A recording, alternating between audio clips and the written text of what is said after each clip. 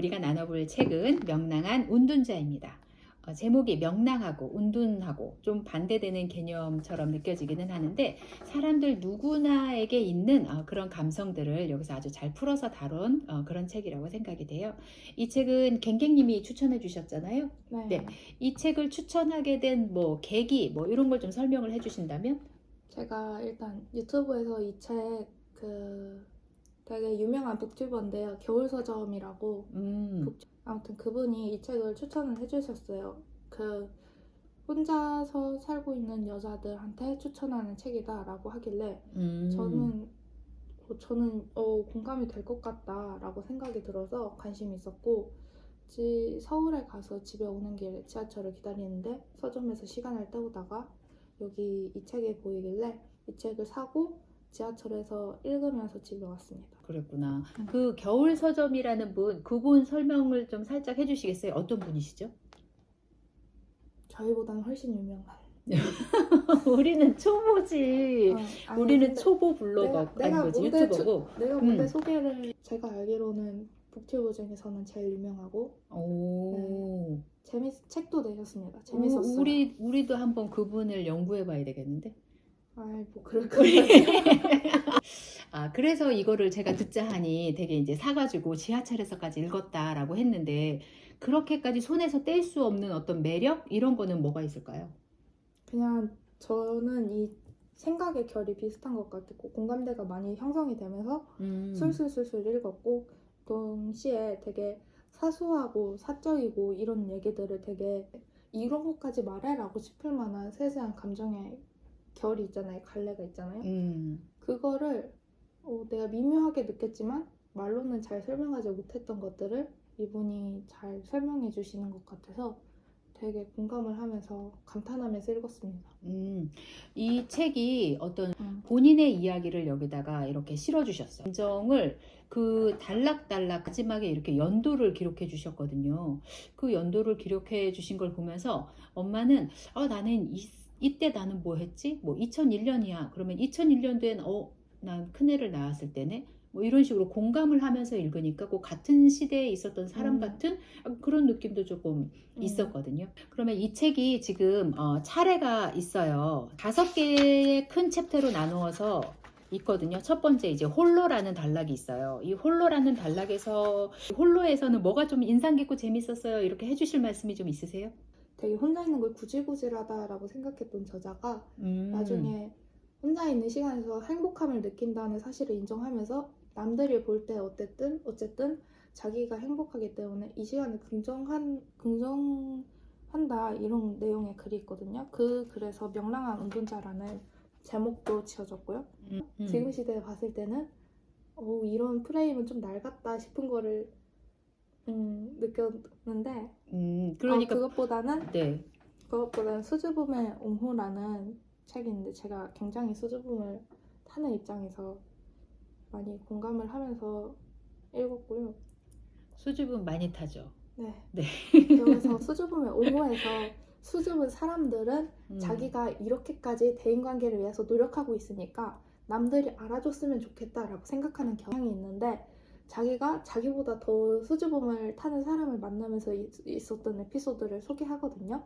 그 에피소드에서 나도 수줍음을 타는데 이 사람은 더 수줍음을 타니까 내가 더 노력해야 되고 내가 이렇게 열심히 해야 되는 이 사실을 상대방을 끌어줘야 되고 사실에 대해서 와 이거는 나를 상대하는 사람도 이렇겠구나 라고 하면서 뼈를 맞았고요. 네. 기숙사에서 있는 시간이 좀 길었었잖아요. 그리고 좀 수줍는 성격이라고 했고 기숙사에서 이렇게 적응하면서 나만의 어떤 스킬이 생겼다. 뭐 이런 거 좀 있을까요? 기숙사에서 살아남는 법? 기숙사에서 살아남는 법. 수줍은 사람이. 네. 일단 인사를 많이 하고요. 수줍은데도? 안녕 그럼 상대방은 보통 어떻게 하죠? 그럼 마주 인사해주죠. 근데 대부분 수줍은 사람들이 안녕 이걸 잘 못하잖아요. 저 그럴 때는 똑바로 보고 말하지 않으면서 이렇게 문을 활짝 열 때 그 시점부터 인사를 하는 거예요. 안녕. 아, 재밌다.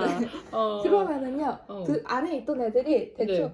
안녕 이러고 다시 자기 할 일을 하고, 저도 제 자리에 가서 제 할 일을 하면은 그냥 서로 크게, 너무 어색하지 않게. 네, 음. 그렇게. 그리고 무조건 자판기를 갖다 오거나 아니면 집에서 과자를 가져왔다 이럴 때 무조건 애들한테 한 개씩 돌립니다. 그러면은 수줍은데도 잘했는데요? 이게 잘한 건가요? 아, 난 잘 모르겠지만 그래도 이렇게 나눠주는 거는 수줍은 사람들이 하기 좀 어렵지 않아요? 그냥 조용히 이거 애들이 고마워 합니다. 가끔 그치. 가다가 걔네들이 다시 뭘 줄 때도 있어요. 그럴 때도 고마워 하면서 받으면 됩니다. 목소리 톤이 네. 고마워 할 때 좀 바뀌는 거 알아요? 어쩔 수 없죠. 수줍은 사람은 네네. 여기도 적혀 있지만 오해를 사기가 쉽잖아요. 쟤는 내가 싫은가 하는 오해 말이에요. 그렇기 때문에 이렇게 저 리액션이 작아요. 그렇기 때문에 톤이라도 높여서 충분히 고마움을 표시해야 합니다. 고마워 이러면은 진정성이 없어요. 형식적으로 고마워하나? 네. 맞네요, 진짜. 자, 두 번째 단락은 함께라는 단락인데 쌍둥이래요. 네, 쌍둥이로. 쌍둥이는 아니지만 우리가 형제가 많아요. 엄마도 4남매였고 지금 갱갱님도 4남매인데 엄마 때 4남매하고는 좀 다른 게 완전 다르죠. 엄마 때 4남매는 누구나 다 4남매가 흔했어, 집집마다. 근데 갱갱님의 4남매는 아주 드물죠. 네, 드물죠. 많이 드물죠. 네, 애국자 네네네. 소리를 듣죠. 애국자 소리 나 너무 듣기 싫어. 나도. 애국자 소리 하지 말아주세요, 여러분. 그러니까요. 아니 네. 무슨 부국 강병을 위해서 내가 이 한 몸 희생해서 애를 낳겠다 이게 아니라 막 나라를 구하겠다 이래서 애를 낳은 게 아니에요. 네. 그리고 그냥 내가 스스로의 맞아. 선택인데. 나는 아기를 낳았어. 그러면 사람들이 어머나 축하드려요. 막 이렇게 했으면 좋겠는데 네. 애국자네 이러면은 기분이 나 진짜 뭐야. 네, 좀 네. 그렇습니다. 그리고 또 엄마는 뭔 얘기를 많이 들었냐면 나라에서 키워주지. 나라에서 뭐 많이 받았지? 막 이런 얘기 하는데 진짜 안 받았어요. 안 받았어요. 없습니다. 그러니까 네. 뭐 그런 건 있죠. 응. 저도 다자녀 혜택을 받아서 지금 고등학교에 입학을 했었어요. 네, 맞아. 근데 저는 솔직히 말해서 외동인 아이들하고 지금 4남매인 저하고를 비교했을 때 외동인 아이들은 엄마 아빠 지원을 다 몰빵해서 받아요. 엄마 아빠의 관심이 다 걔한테 가 있어요. 슬픈 얘기 나올 것 같다. 저는 4분의 1.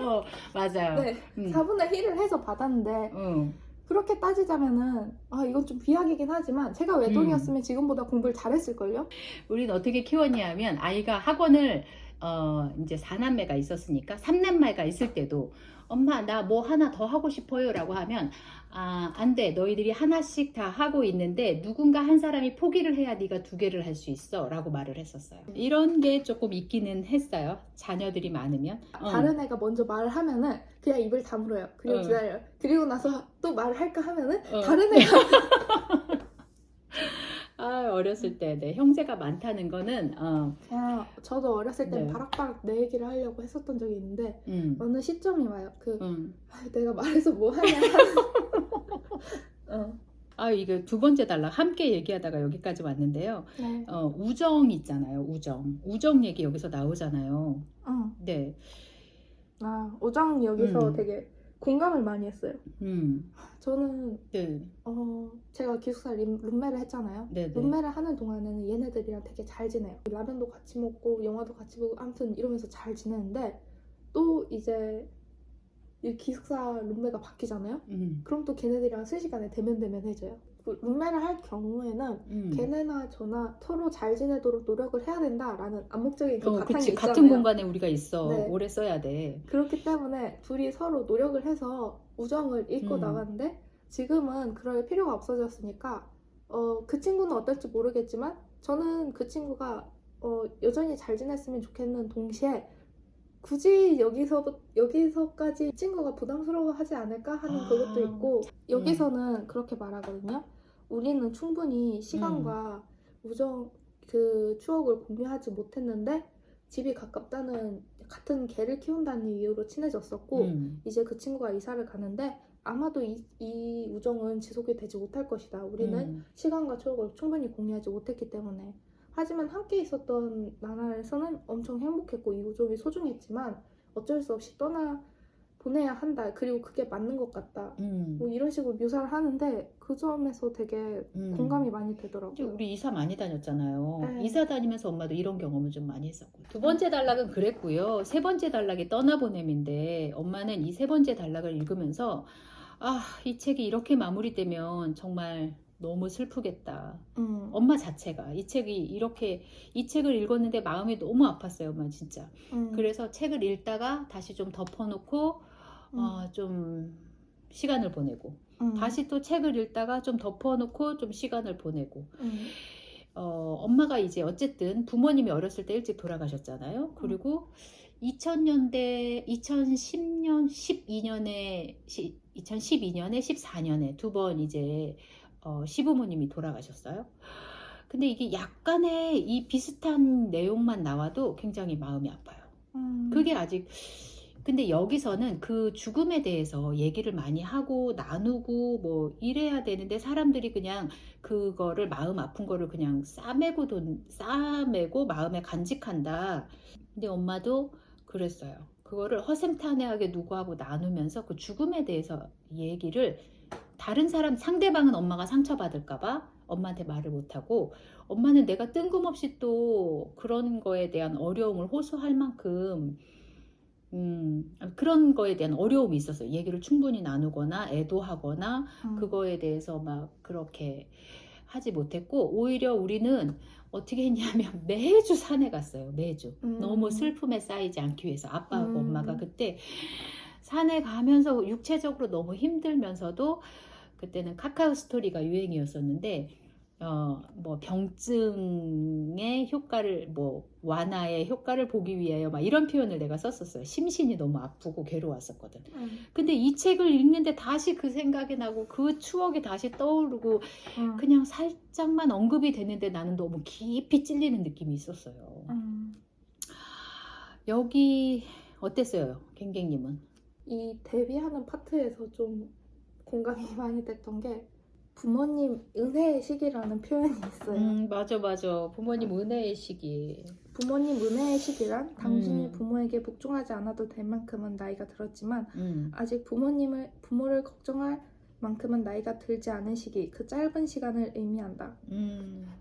그래서 저는 약간 고등학교 때 부모님 은혜의 시기였죠. 그리고 지금도 살짝 부모님 은혜의 시기인데 이제 아빠가 막 당뇨에 걸리거나 뭐 엄마는 솔직히 건강할 것 같거든요. 막내가 어린데 그런 생각이 드는 시기가 조만간 올 거란 말이죠. 아유, 네. 이 책이 참 슬퍼요. 이 단락에서 진도를 못 나가겠더라고. 정말 너무 마음이 아파가지고. 그러니까. 근데 이렇게 책을 읽으면서 나도 약간 그런 아쉬움은 있어요. 내가 얼마나 마음이 아픈지 사람들이랑 조금 나눴으면 이게 조금 더 빨리 끝났을까? 이렇게 마음 아팠던 시기들이 좀 더 빨리 지나갔을까? 뭐 아직 지금 돌아가신 지가 10년이 됐는데도 아직도 생각하면 이렇게 마음이 아프고 뭐 그립고 그런 생각을 이 책을 읽으면서 좀 하게 됐고 그렇게 따지면 정말 부모님 은혜의 시간이 저는 너무 없어서 정말 나는 어디서 나온 사람인가, 나는 누구인가에 대해서 끊임없이 생각하는 그런 어린 시절을 지냈었어요. 그랬는데 어른이 돼서 이제 또 새로운 부모님을 만났잖아요. 아빠를 통해서. 근데 그때 살면서 힘든 부분도 물론 있었지만 이 은혜의 시간이 있었거든요. 그 은혜의 시간에 다시 한번 진짜 너무너무 감사드리고 그분들을 잃어버린 거에 대해서 만날 수 없는 거에 대해서 너무 마음이 아프다. 우리 지금 울면서 이거를 네, 이 부분 정말 너무 마음이 아프고 부모님이 살아계신 분들이나 돌아가신 분들이나 누구나 읽으면 좀 위로를 받을 수 있지 않을까? 이 마음 아픔에 대해서 그런 생각이 좀 들었습니다. 근데 이 작가가 계속 여기다 날짜를 이렇게 표시해요. 이 글을 썼을 때가 뭐 1992년이다, 97년이다, 98년이다 이렇게 계속 날짜를 쓰는데 이 날짜가 멈추잖아요. 본인이 이제 글을 못 쓰게 되는 시기가 오잖아요. 네. 그것도 너무 현실로 다가오니까 그것도 마음 아프더라고요. 이 부분 이런 생각이 머릿속에 스친 적이 있는가? 젠장 아버지가 돌아가셔서 어머니 혼자 남으면 어떡하지? 아니면 이런 생각 어머니가 아버지보다 먼저 돌아가시면 어쩌지? 아버지가 혼자 생활하실 줄 알기나 하나? 뭐 이런 부분하고 물론 이 챕터는 아니긴 한데 나중에 가서 친구가 이런 말을 한 적이 있거든요. 친구가 아버지가 돌아가셨는데 그래도 어머니가 먼저 돌아가신 것보단 아버지가 먼저 돌아가셔서 다행이다 라든가 아니면은 어머니 책에서? 네. 그러니까 어머니는 혼자 생활할 수 있을 것 같은데 아버지는 그렇지 않다. 아니 그리고 또 뭐 이런 거 있잖아요. 나는 이 시간을 후회하면서 살기 싫어. 뭐 엄마 아빠한테 나쁜 딸이었다는 생각을 하면서 살기 싫어. 이런 생각이 들어서 나 돌아가시기 직전에 갑자기 막 효자 이렇게 되는 현상이라든가 어머니가 혼자 되셨으니까 내가 어머니와 같이 살아야 되나? 근데 그렇게 되면 모녀 관계가 급격히 안 좋아질 것 같은데? 라고 생각하던 친구의 고민 이런 되게 현실적인 어떻게 보면 이기적일 수 있다라고 생각했던 부분이 약간 보편적인 우리 그거 한번 해볼까요? 뭐예요? 엄마하고 아빠하고 중에서 네. 혼자 남았을 때 잘 살 수 있는 사람이 누굴 것 같은지 하나 둘 셋 하고 말해보게. 하나 둘 셋 아빠. 근데 엄마가 더 오래 살 것 같아요. 나는 난 너무 외로움을 타. 그래서 혼자 남으면 정말 너희들한테 질척거릴 거야. 아빠는 뭐 혼자서 생활할 수 있는 충분한 돈과 핸드폰과 TV 이렇게 있으면은 혼자서 드라마와 영화를 보시면서 잘 살 수 있으실 것 같은데 근데 그것도 주변에 아내가 있고 자식들이 건강하고 먹고 살 직장이 있고 집이 있을 때 TV를 보는 게 집중이 되는 거지. 만약에 그게 흔들린다 그러면 드라마에 집중하기 힘들지. 근데 이 책에서는 좀 네. 옛날 책이기 때문에 아버지가 혼자서 이런 맞아. 언성이 많이 있는데 저는 혼자서 생각을 해봤어요. 우리 아빠가 그 정도인가? 근데 생각을 해보니까 우리 아빠가 그 정도는 아니다. 집안일 할 수 있을 것 같다. 맞아. 그렇기 때문에 이제 그것보다는 생존의 문제보다는 외로움의 문제로 넘어갔는데 세장가 외로움은 가면 안 엄마가 돼요. 더 많이 찬다. 여기서 말합니다. 세장가 가면 안 돼요.